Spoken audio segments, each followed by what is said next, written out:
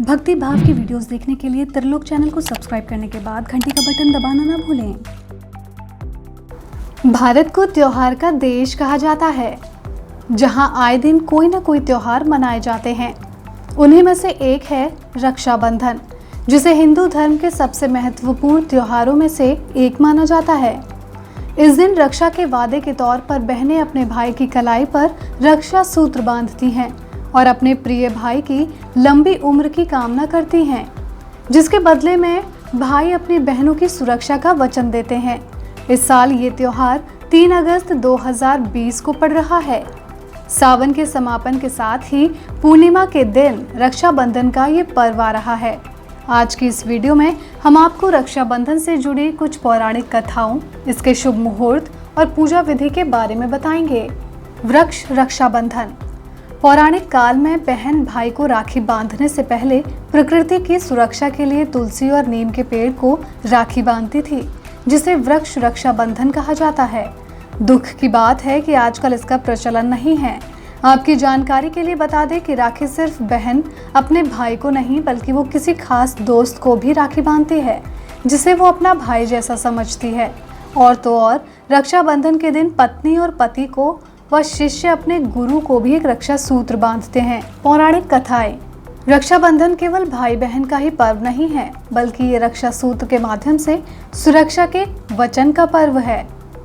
पौराणिक कथाओं की माने तो प्राचीन काल में ऋषि मुनियों द्वारा अपने राजा की कलाई में रक्षा सूत्र बांधने का जिक्र मिलता है, जिसके बदले राजा ऋषि मुनियों को सुरक्षा का वचन देते थे। इसके अलावा भी बहुत सी पौराणिक कथाएं रक्षाबंधन से जुड़ी हुई हैं, जिनके बारे में हम आपको बताते हैं। जब देवी सची ने अपने पति इंद्र को बांधा रक्षा सूत्र।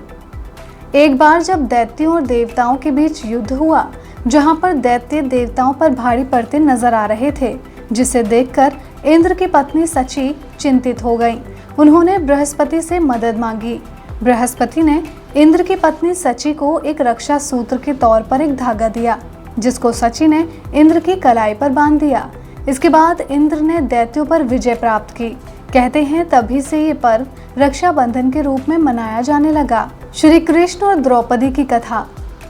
कहा जाता है कि महाभारत की लड़ाई से पहले श्री कृष्ण ने राजा शिशुपाल के खिलाफ सुदर्शन चक्र उठाया था, जिससे उनकी कलाई में चोट लग गई और खून बहने लगा, जिसे देख द्रौपदी ने अपनी साड़ी में से टुकड़ा फाड़कर श्री कृष्ण की कलाई पर बांध दिया, जिसके बदले में श्री कृष्ण ने द्रौपदी को भविष्य में आने वाली हर मुसीबत में रक्षा करने का वचन दिया था।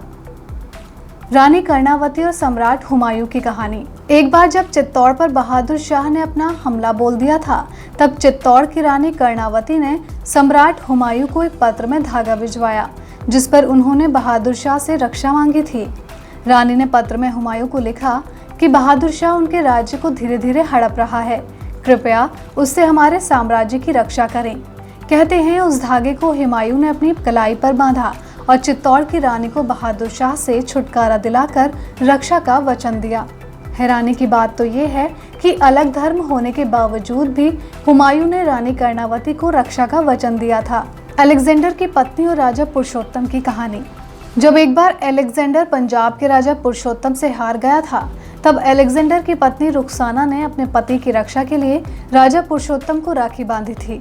राजा पुरुषोत्तम ने भी राखी की लाज रखते हुए रुखसाना को बहन के रूप में स्वीकार किया और अलेक्जेंडर को छोड़ दिया था। एक अन्य पौराणिक कथा। इस कथा के अनुसार रक्षाबंधन समुद्र के देवता वरुण की पूजा के रूप में भी मनाया जाता है। इस दिन मछुआरे वरुण देवता को नारियल का प्रसाद और राखी अर्पित करते हैं। आपकी जानकारी के लिए बता दें कि इसीलिए इस त्योहार को नारियल पूर्णिमा भी कहते हैं। रक्षाबंधन का शुभ मुहूर्त। इस साल रक्षाबंधन का त्योहार सोमवार यानी 3 अगस्त 2020 को मनाया जाएगा। हर साल श्रावण मास की पूर्णिमा तिथि के दिन ये त्योहार मनाया जाता है और इस बार 3 अगस्त के दिन ये तिथि आ रही है। तो अब इसके शुभ मुहूर्त की बात करते हैं, जिस पर आप अपने भाई की कलाई पर राखी बांध सकें। रक्षाबंधन 2020 का शुभ मुहूर्त। राखी बांधने का मुहूर्त सुबह 9:27 से रात 9:11 तक, यानी कि इसकी कुल अवधि 11 घंटे 43 मिनट की रहेगी। रक्षाबंधन का पर्व श्रावण मास में उस दिन मनाया जाता है जिस दिन पूर्णिमा अपराह्न काल में होती है। ध्यान रहे कि अगर पूर्णिमा के दौरान अपराह्न काल में भद्रा हो तो रक्षाबंधन नहीं मनाना चाहिए। ऐसे में अगर पूर्णिमा अगले दिन के शुरुआती 3 मुहूर्त में हो तो पर्व के सारे विधि विधान अगले दिन करने चाहिए। लेकिन यदि पूर्णिमा अगले दिन के शुरुआती 3 मुहूर्त में ना हो तो रक्षाबंधन को पहले ही दिन भद्रा के बाद प्रदोष काल के उत्तरार्ध में मना सकते हैं। शास्त्रों के अनुसार चाहे कोई भी स्थिति क्यों ना हो, भद्रा होने पर रक्षाबंधन मनाना वर्जित है। लेकिन ग्रहण, सूतक या संक्रांति होने पर यह पर्व बिना किसी निषेध मनाया जा सकता है। रक्षाबंधन का मंत्र। रक्षाबंधन के दिन रक्षा सूत्र का खास महत्व होता है।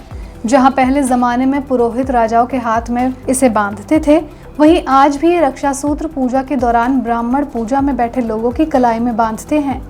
आज भी, जिसका मतलब सुरक्षा का वचन लेना ही है। लेकिन रक्षाबंधन को इस वचन के लिए एक अलग त्योहार के रूप में माना जाता है। वर्तमान में बहनें अपने भाइयों की कलाई पर रक्षा सूत्र बांधती हैं, जिसे अब राखी कहा जाता है।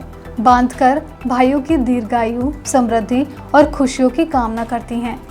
रक्षा सूत्र या राखी बांधते हुए मंत्र पढ़ा जाता है, जिसे पढ़कर पुरोहित भी यजमानों को रक्षा सूत्र बांधते हैं। तो आप भी अपने भाई की कलाई पर राखी या रक्षा सूत्र बांधते हुए इस मंत्र का उच्चारण करेंगी तो ये दोनों के लिए फलदायी होगा। मंत्र। ओम येन बद्धो बलि राजा दानवेंद्रो महाबलः तेन त्वामपि बंधनामि रक्षे माचल माचलाः। इसी के साथ ही आप सभी को भी रक्षाबंधन के त्योहार की हार्दिक शुभकामनाएं।